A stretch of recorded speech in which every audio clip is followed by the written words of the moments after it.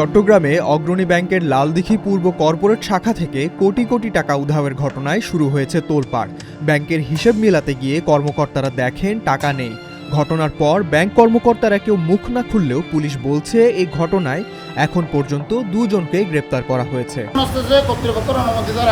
আমি কেন কথা বললাম, আপনারা হোটেল আগ্রাবাদে যান, কালকে হোটেল আগ্রাবাদে ওখান থেকে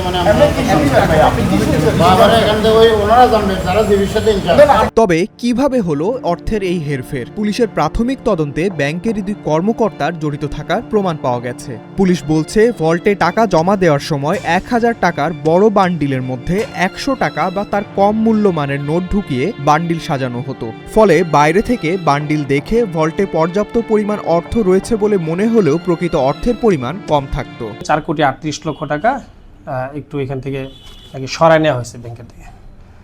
তখন আমরা ওই যে দুইজনকে আছে ওনাদেরকে জিজ্ঞাসাবাদ করি। জিজ্ঞাসাবাদ করার পরে তারপর তারা ঘটনার কথা স্বীকার করে।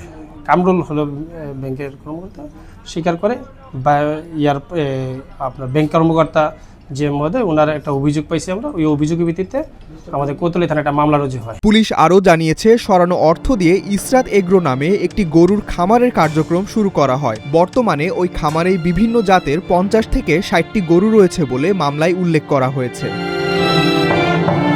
ডেস্ক রিপোর্ট, আজকের পত্রিকা।